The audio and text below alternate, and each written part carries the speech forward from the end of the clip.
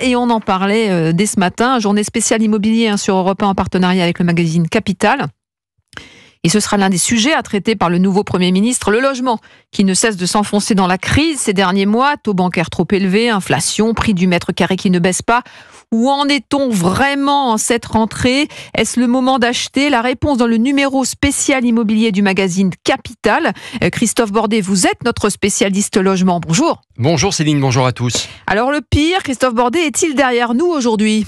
Écoutez, presque, il y a des signes encourageants. En tout cas, d'abord, les taux d'intérêt diminuent. On est en train de passer de 3,70% au mois de juillet à 3,40% aujourd'hui. C'est du pouvoir d'achat supplémentaire. Ça veut dire que l'on peut s'offrir 3, 4 ou 5 mètres carrés en plus par rapport au début de l'année pour un prix équivalent. Ensuite, les vendeurs contraints et forcés ont baissé leur prix en moyenne de 5% depuis juillet 2022. Mais attention, ça se stabilise, ça remonte même déjà timidement dans certaines villes.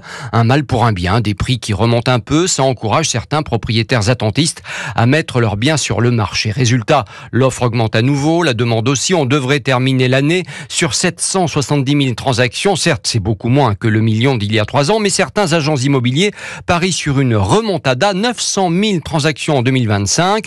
Reste à espérer le redémarrage de la location et bien sûr de la construction neuve en plein marasme. Merci beaucoup Christophe Bordet pour toutes ces précisions, notre spécialiste immobilier à Europe 1. Et vous retrouvez toutes ces infos dans ce nouveau numéro de Capital spécial immobilier, 361 pages. Est-ce le moment d'acheter ? La réponse est là, la cote complète dans 150 villes. Voilà.